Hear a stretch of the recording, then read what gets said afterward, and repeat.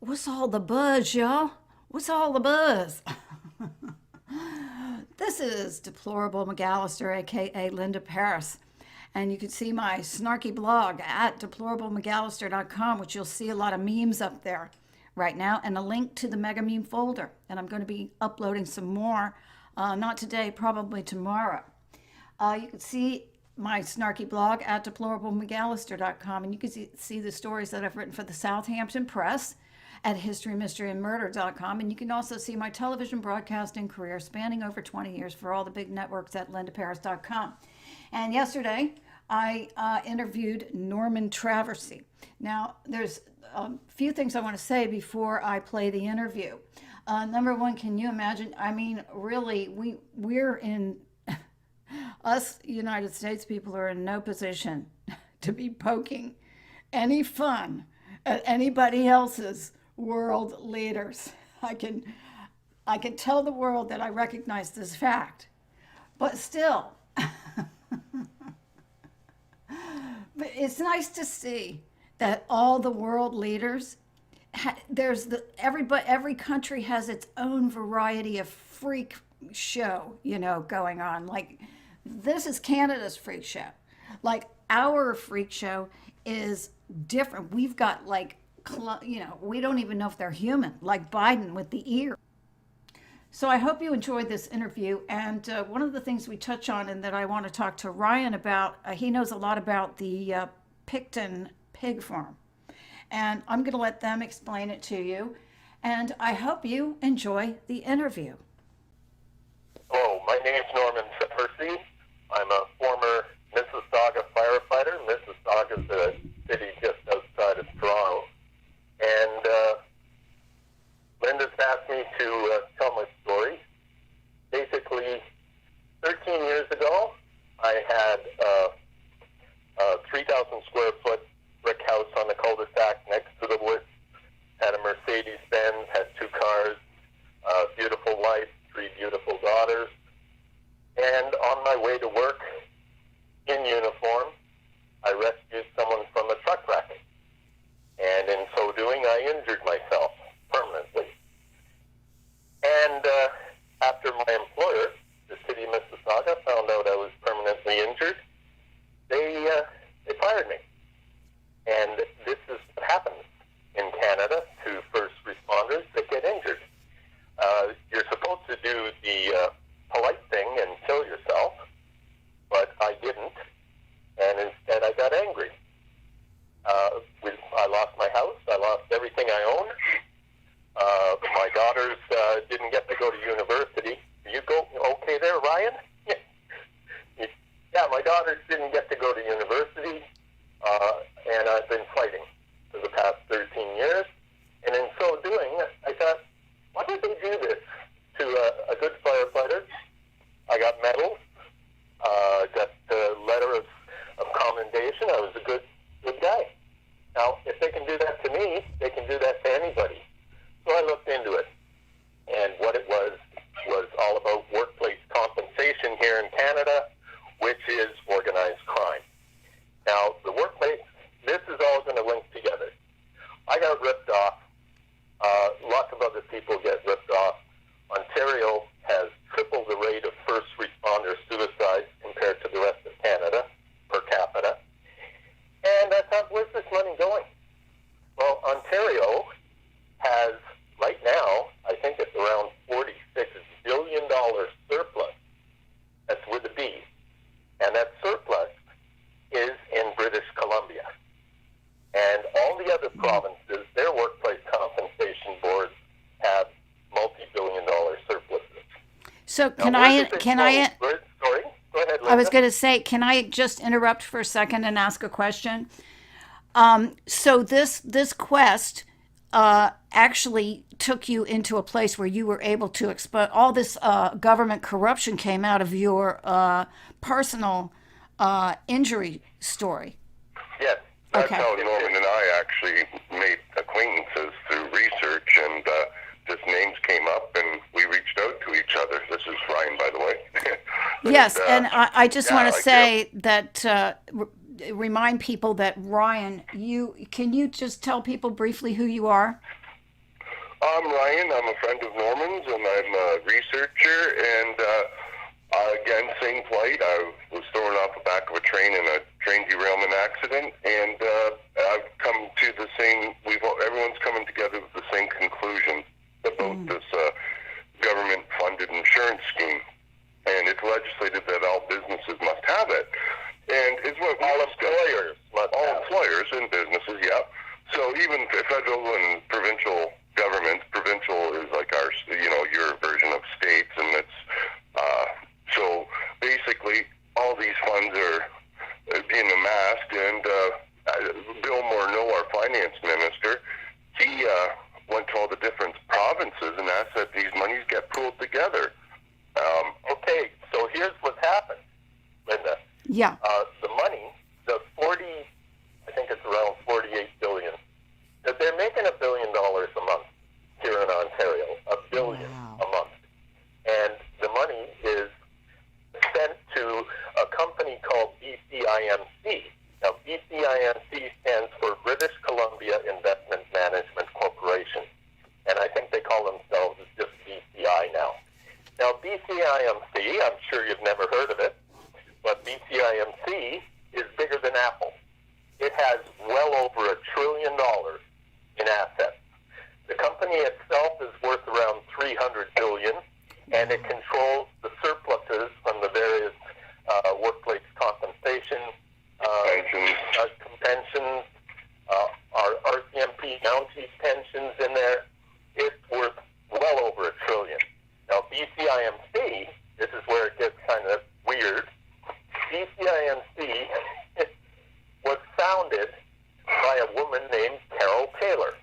Now, Carol Taylor, from what I can find on the internet, was Miss Toronto, 1966, and she's got a BA in English, and she spent her career as a news reader and a journalist with our Canadian Broadcasting Corporation and our Canadian media. Yeah, anyway, she spent her career doing that. She retired and married the mayor of Vancouver. Now, Carol Taylor, with that background, founded BCIMC, which is worth over $1 trillion. And she has no background for that. But she founded it with a woman named Linda Pickton. Now, Linda Pickton sat, or may still sit, on what's called the Privy Council here in Canada. And the Privy Council is located in the Prime Minister's building. Okay? And so they are advisors to the Prime Minister. Now, she founded BCIMC with the sister of the Pickton brothers. Well, that's what I was wondering because, of course, I recognize the name, but I didn't know if it was a relative of, or if it was the wife. But the wife went to prison, didn't she? It was their sister. Oh, this. And Okay. each of them owned a third of the pig farm. So one of the women that started what may be the world's biggest company was a third owner of a pig farm. Now, the pig farm, she got that registered as a federally registered charity, and it was called Piggy's Good Time Palace. Now, Piggy's Good Time Palace is where they found that a number of young girls, mostly indigenous girls, were ritually sacrificed there, and they found their remains there, what was left of them, because it was a pig farm, and that's how they were disposing of the bodies. So the woman that helped found what may be the biggest company in the world also was a third owner of the pig farm. And it gets weirder and weirder because there's a Clinton connection. Are you okay, Jeff? Yeah, I'm just letting the dog out. Letting the dog out. Anyways. So you just said there was did you just say there was a Clinton connection? Yes, I'm getting to that. Okay. Now, this pig farm was much like Jeffrey Epstein's island in that it was a blackmail factory. So people would go to these events at this pig farm. They would have rock bands there.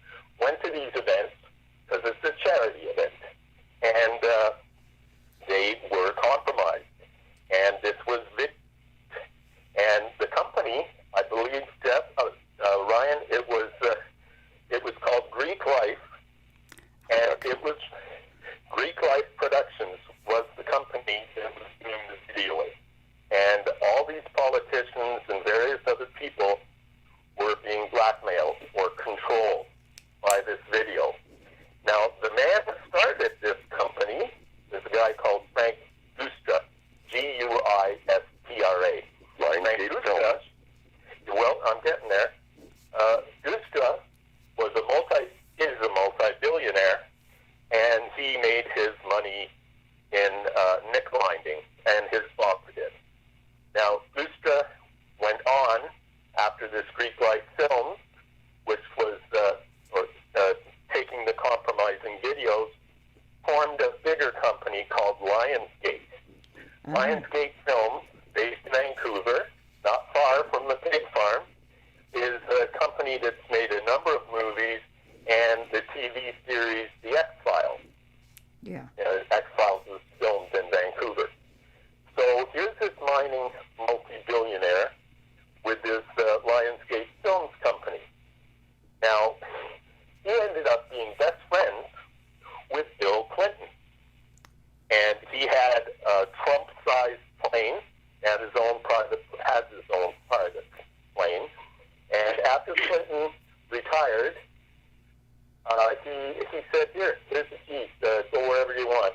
The plane is yours, or, for you to use. That's where he jumped on and went to Haiti. Yes, and the plane had a bed in it, of course, and the two of them chummed around. There are pictures on the internet of Gustra and Clinton in Haiti, and then... Hello? Hello? Oh, wow. Hello? Oh, I think they got cut off. Hello? So we were cut off. We were cut off a little while ago, and now I've got Norman back on the phone. We lost Ryan, but Norman, we were talking about the pig farm, and you were just telling me something interesting, and so I decided maybe we should tell everybody. Yes, I think this is where I got cut off the last time. I get cut off a lot for some reason. Yeah, that's mysterious, isn't it? Yeah, the British Columbia government gave the Pickton pig farm a $10 million mortgage. Now, this pig farm was already mortgaged to the hilt, and they gave this $10 million mortgage to the pig farm to help cover legal costs. Now, our legal system is very similar to yours in that if you're accused of a crime, you don't have to pay for a lawyer. The government will pay for a lawyer to defend you. And there's no reason the government should have given them a $10 million mortgage on a property that cannot be, who's going to buy that property? Yeah. After what's gone on there. And there was no reason for that. And Linda Pickton was the third owner. So basically gave her $3.33 million. And it seems very, very strange that this pig farm is connected to Lionsgate Films. Lionsgate Films is owned by Frank Gustra. Frank Gustra is best friends with and has a foundation with Bill Clinton in Canada. They made lots of trips to Haiti. We've got our own body count here in Canada of people connected with the Clinton Gustra Foundation. There's a couple here in Toronto that murder-suicide. Was that the big pharma people? Yes. Yeah. Yeah, I And think a lot of apparently us... They were producing knockoff medicines for Haiti that was useless, and the money that they were siphoning off was going to the Clinton Gustra Foundation. So they're no longer with us. So we've got a connection of the pig farm, the TV reporter who starts the biggest company in the world, and of course the Clintons. The guy that started Lionsgate Films also started Uranium One and sold it to the Russians with Hillary's permission, and it's all intertwined. Yeah. The corruption in Canada is, I would say, it's far worse than in the States. Far worse, especially in and around Vancouver. So this BCIMC has the surpluses from our workman's comp, and it's invested in shell companies. One of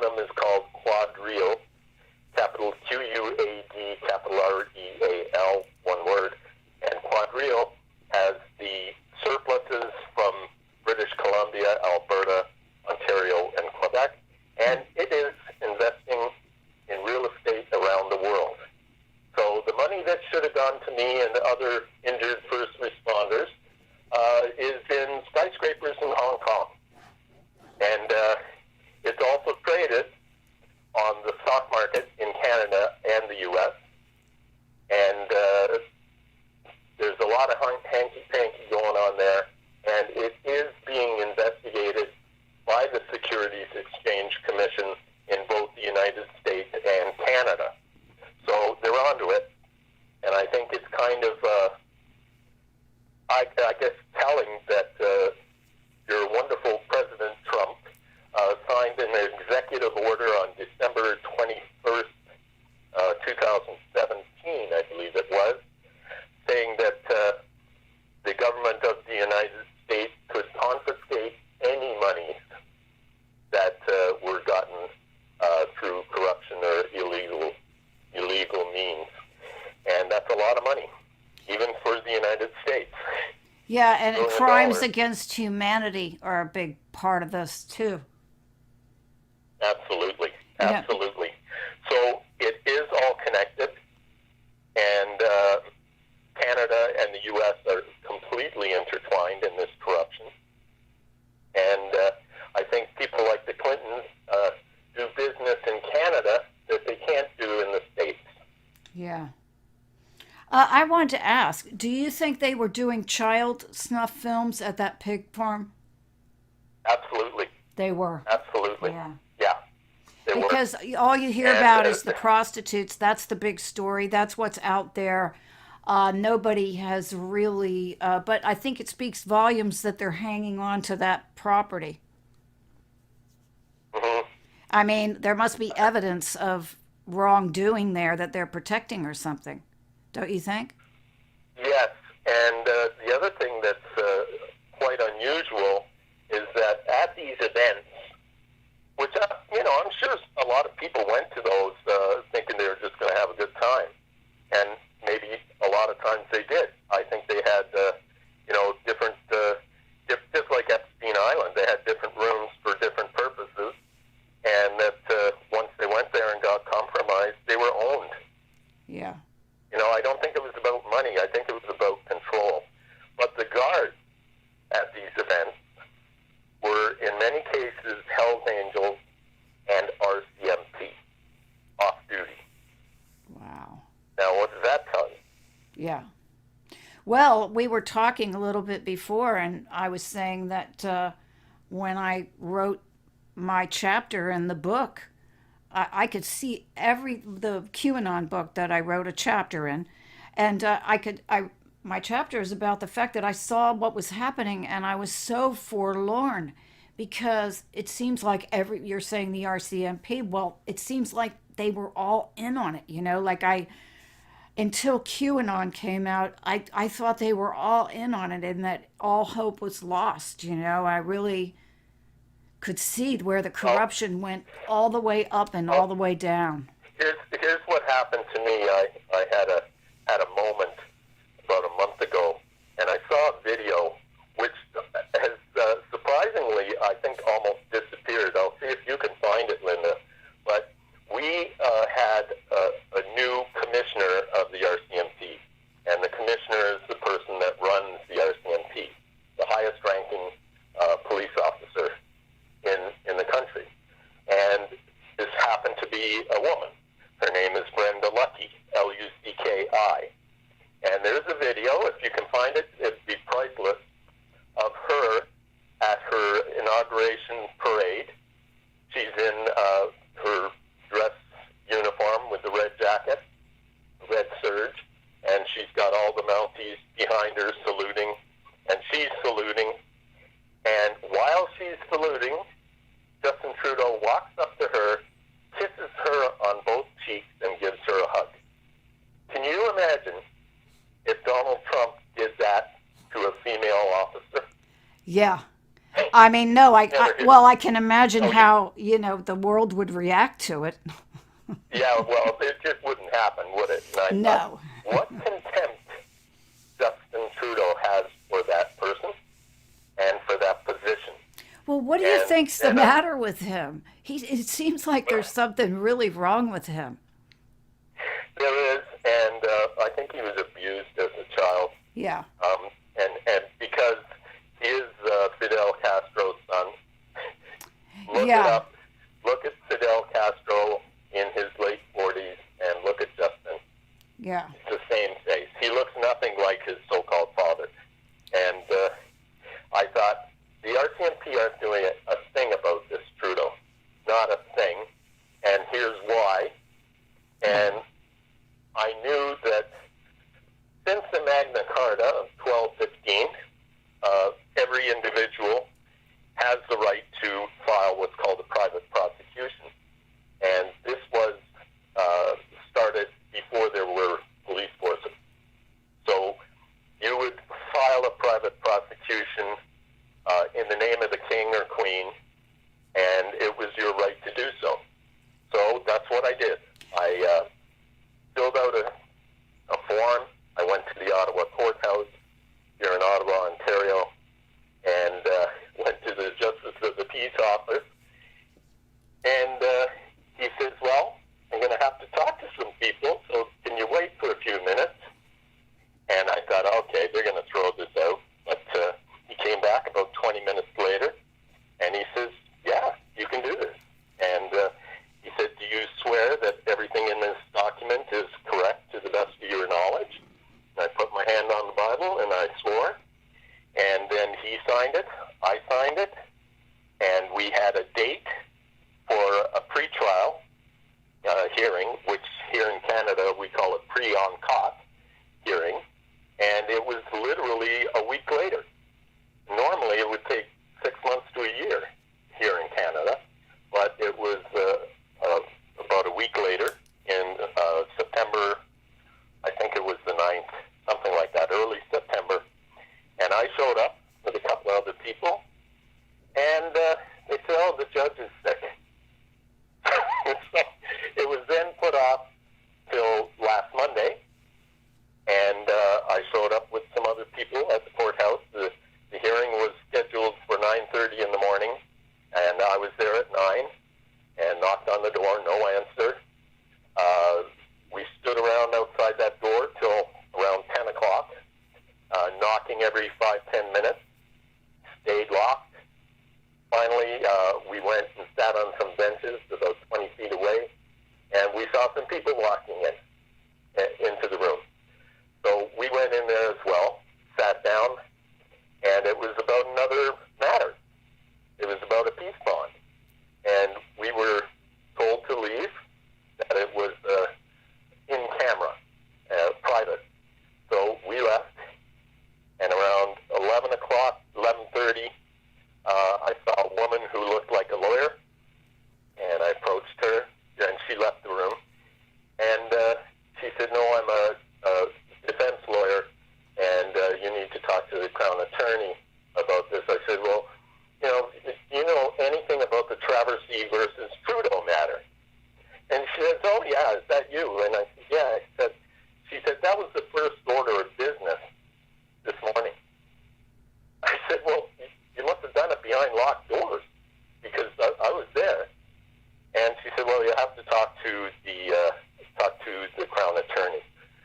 So I saw another guy come out, looked like a lawyer. He was a Crown Attorney, but not the one I needed. And he said, you'll have to, talk to him.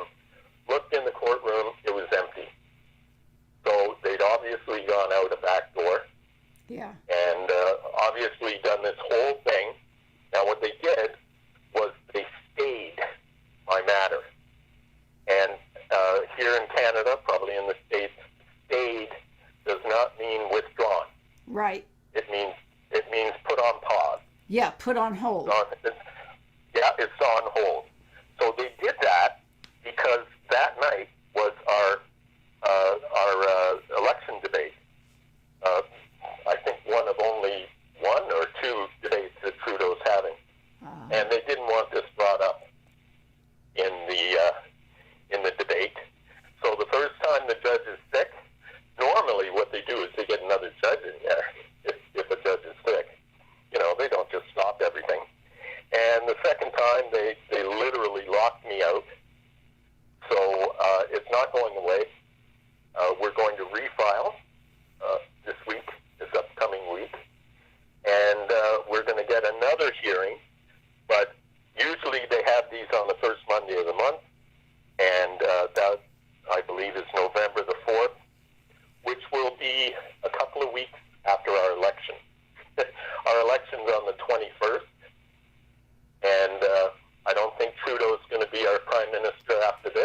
Well, I was going to say he's in trouble, isn't he? He is in more trouble than you can imagine. Yeah. There's a person in Russia who contacted us, and apparently, I haven't seen it yet. There's a picture of Trudeau with a Ukrainian neo-Nazi, and he had some kind of secret meeting with him. And as I say, I haven't seen it yet, but the person that was talking to you earlier has it and is going to be posting it, and we're also going to give it to you, Linda. Oh, good. But this neo-Nazi, then we have video, apparently, I haven't seen it, but we have video of him surrounded by goons with assault rifles talking about killing people. Wow. And, and this is kind of interesting because we have a lot of the same things. I call him Oblammy or Oblozo. But we have a lot of the same sort of things that you're talking about our guy, our former 44. Another thing I wanted to ask you was, or just mention and throw in there, is all this stuff goes hand in hand and in concert with his black face, brown face. Oh, yeah. Oh, there's a new video of him doing a striptease. Oh, this guy. A woman's group. Yes. He's a real, but we can't say anything over here in America because we've got, Oblammy and we've got, Smelly Pants Clinton and we've got Nancy Pelosi. I mean, I could go on and on. I'll be here all day if I start naming all the goofy politicians that managed to weasel into office. But I will have to say you have a colorful one in Justin Trudeau.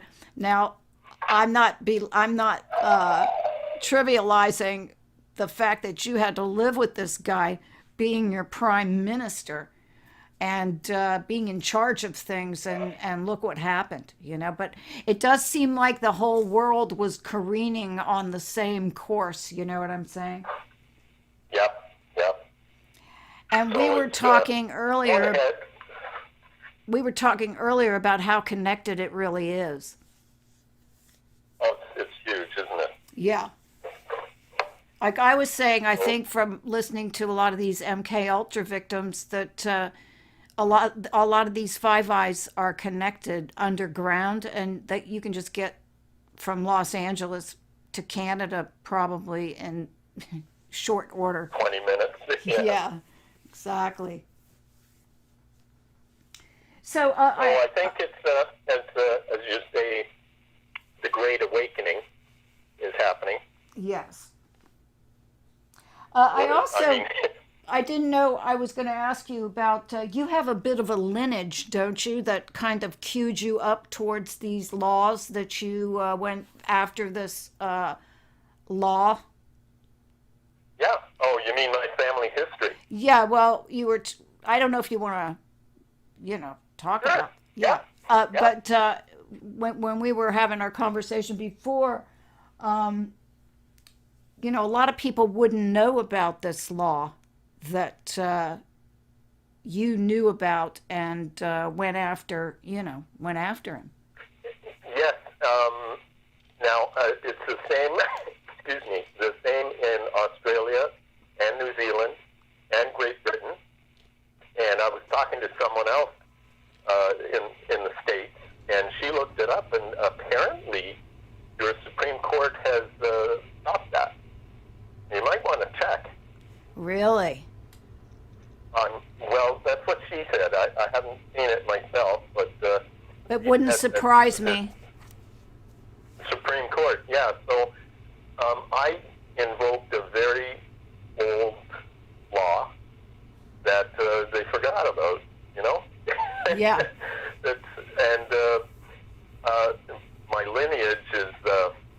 my family came over here in 1635, the first boatload of Frenchmen to come over here. And the Plains of Abraham is literally my family farm. This is where the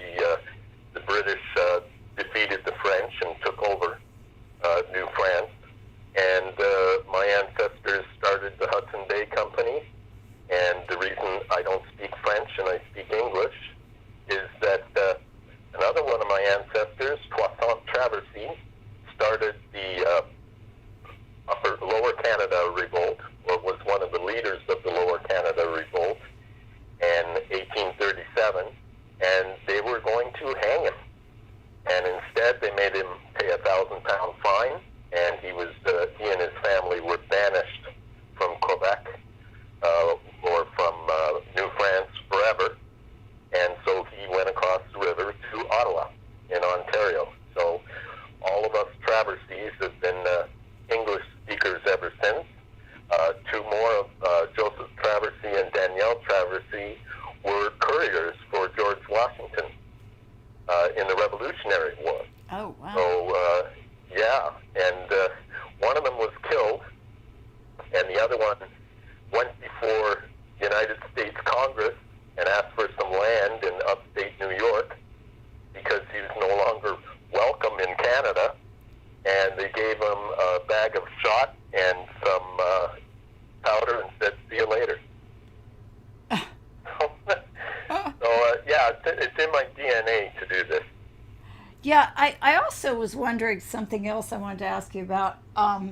Do you think you had a friend in the system, or an ally in the system when you went down there and the whole thing went through and you didn't expect it? And then maybe somebody from higher up came down on the court there locally, and that's why you had the experience that you had the second time around? Yes, yes, I do. I guess I should funny, say a sympathizer. Yes, well, when you go to the Ottawa courthouse, it's quite a nice building, actually. When you go there, there's a place called Court Services, and they will give you forms or give you directions or whatever you need. And twice now, I've gone to Court Services, and there's been a woman sitting behind the glass, a different one each time. And both times they said, "Oh, hi, Norman. I've never met these women." And I said, "How did you know who I am?" And she said, "We've all watched your videos." Wow. Yeah. That's yes, powerful. That is, well, it's kind of spooky. Well, but You it know- gives you an idea of the power of the internet right now. Yeah, absolutely. I mean, Absolutely. that they have watched your videos. It really is a kind of amazing, the reach. And I know when I look out, I was telling you earlier that I look out and read comments and stuff, and there's a lot of people from Canada on my channel commenting, and Scotland and Ireland and the UK, and it's worldwide. Well, the night before I was to go to my hearing, last Sunday night, I got an email from a police superintendent in Queensland, Australia, and telling me how proud he was of what I was doing, and that he's inspired a lot of people, or I've inspired a lot of people in Australia to do the same thing when they see corruption. And there's a lady that operates my website, which is justiceforcanada.ca, and she said she's getting hits from India, China, all over the world, because how often does the firefighter take on a head of state? Yeah, and well, to add to that, how often does the firefighter take on the head of state with a great degree of success at this point? Yes, absolutely. And I've got, I don't want to give out his name yet without his permission, but another person that's famous in Canada, who is what I consider the world's leading expert on private prosecutions. He's done 9 of them, including one against the Commissioner of the Ontario Provincial Police. That's second only to the Commissioner of the RCMP. And he won against the Attorney General of Ontario and against the Commissioner of the OPP. Wow. And he's filed 9 of them, and he's never lost. Wow. So he is now volunteering with me. I'm not paying him. And I would rather have him than any lawyer, because lawyers don't learn about private prosecutions. Why would they? Yeah. You know? So I'd like to see more of them. I think it's our way of ending or putting a curb on this horrible corruption in both our countries. Yeah. Well, Linda, worldwide. you might want to look it up. I mean, it's worldwide at this point. It doesn't seem to be indistinguishable from country to country. The more you learn about it, it seems to be just one big web. Yes.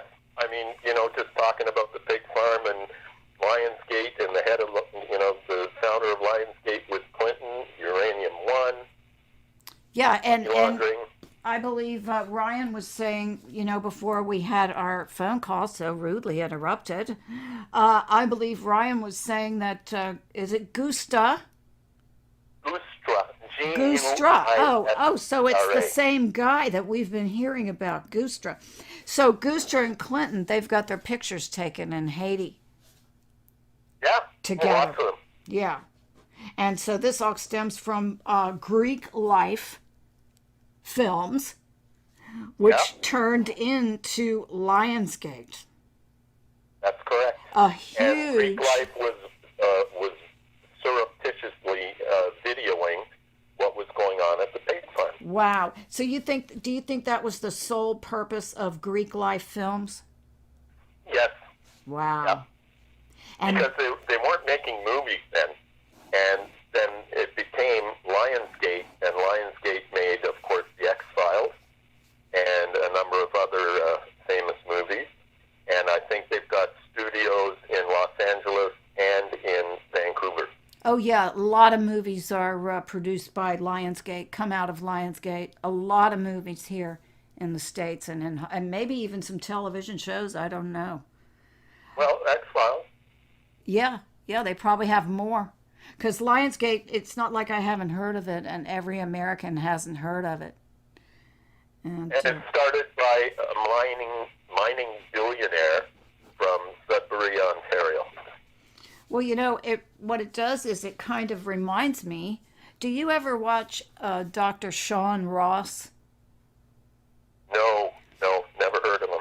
He has his child was kidnapped and by this cult. I'm not sure. I think he is from. I want to say he's possibly South African. I'm not sure, but his child was kidnapped and sacrificed, and he has been on a mission.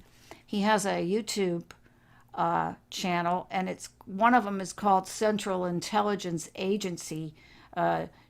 Dr. Sean Ross, and he travels on foot and backpacks to all these sites all over Europe, all over the world, like the Mothers of Darkness Castle and all these old buildings.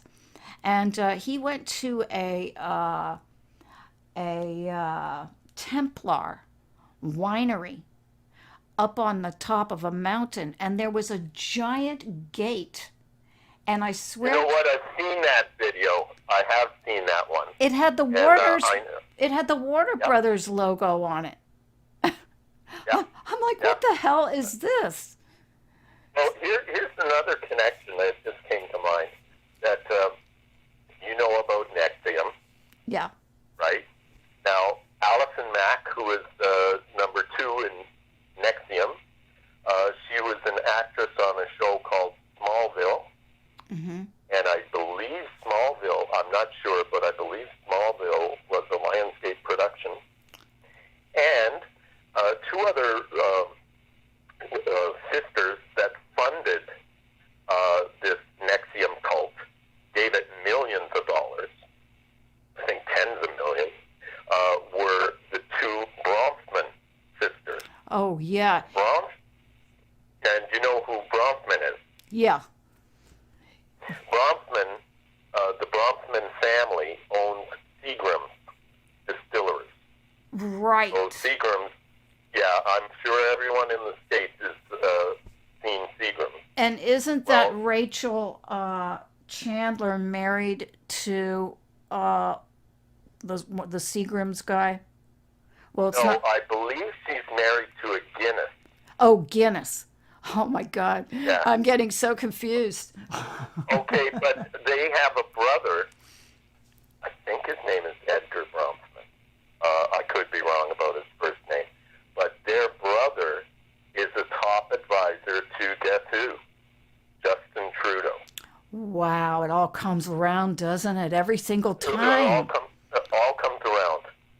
No matter what we talk about, it all comes around.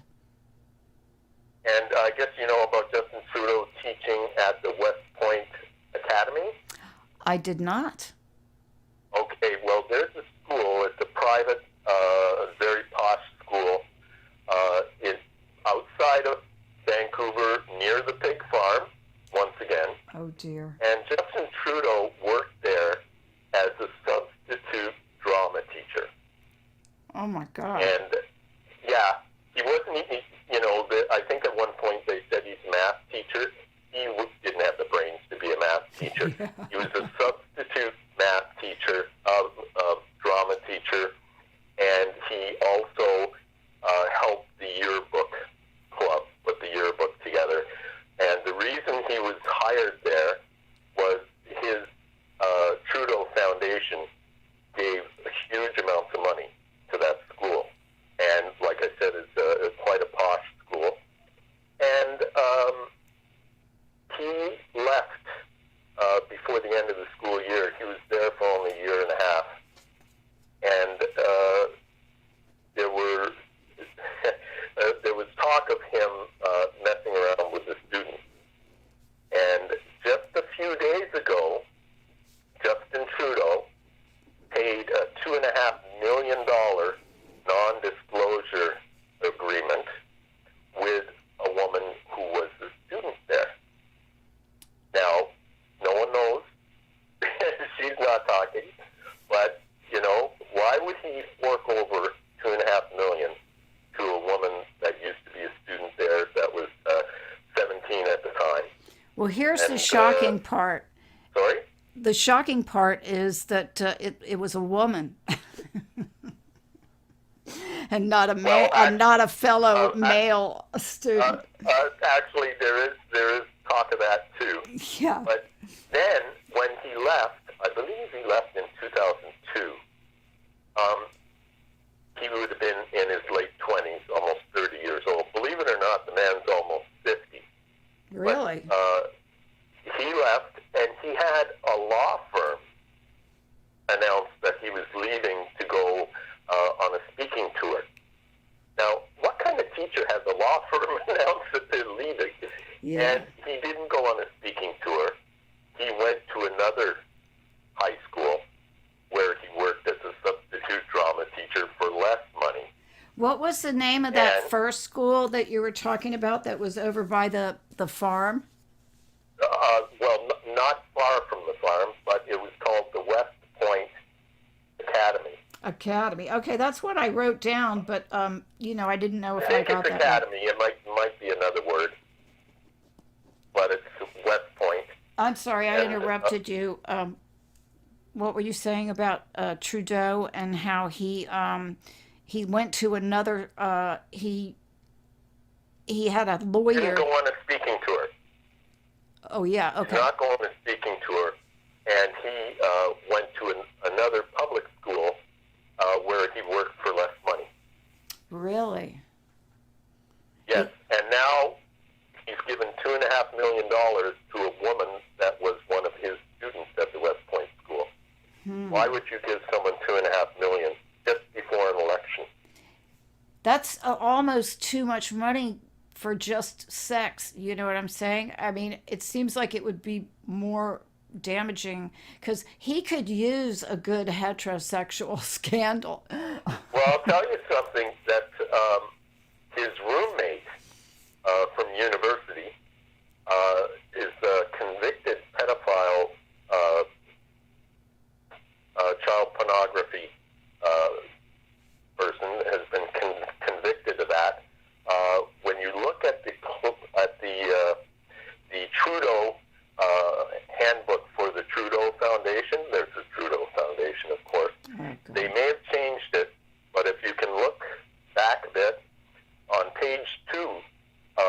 handbook is the pedophile symbol, that triangular,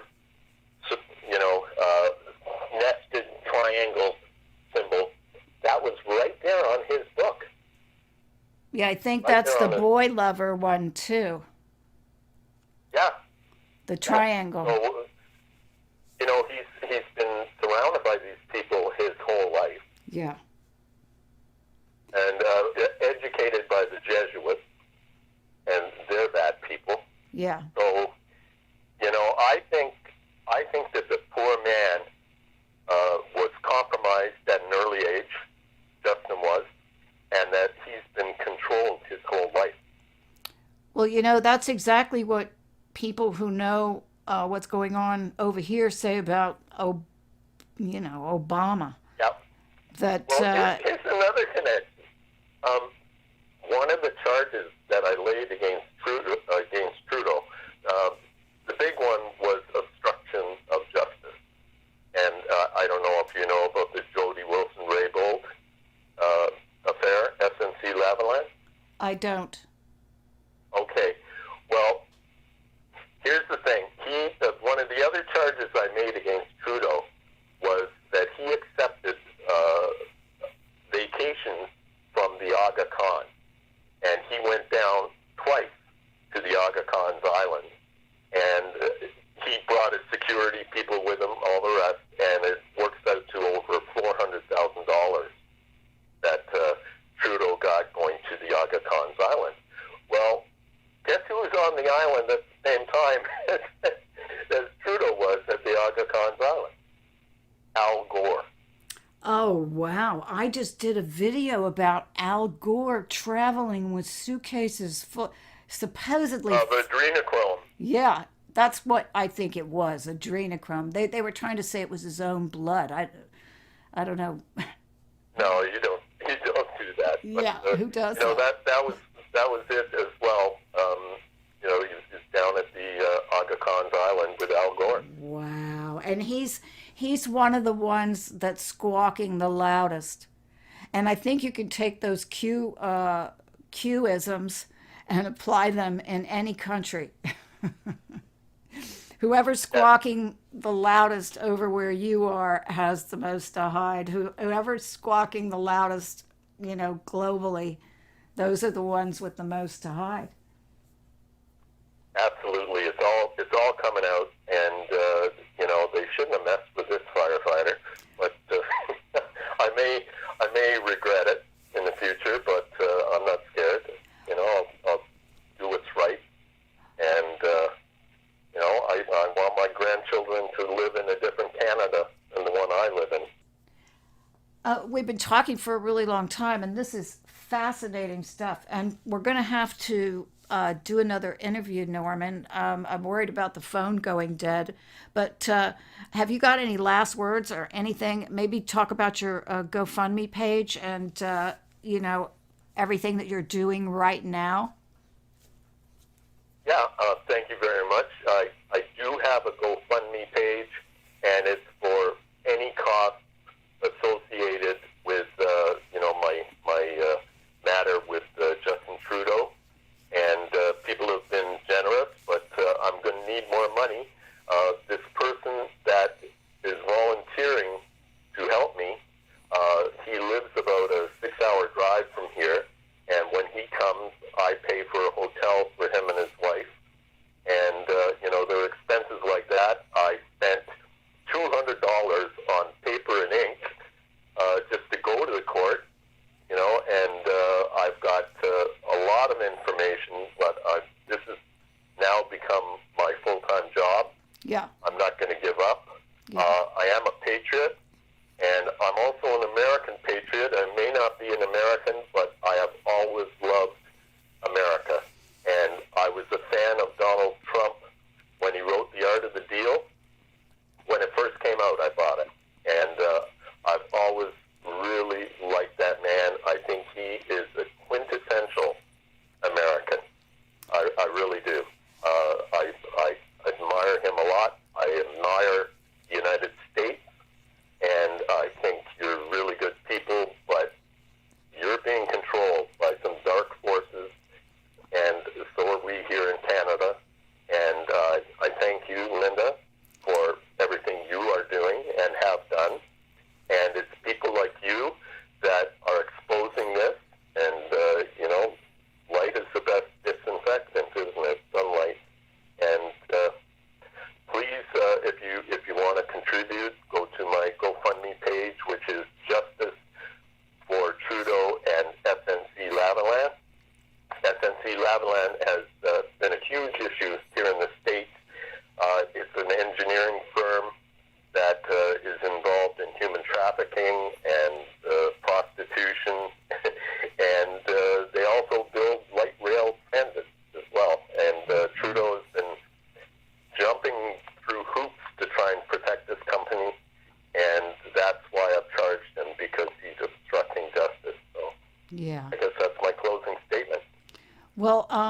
thanks to you, Norman, for a great interview, and thanks for your important work, because this is worldwide.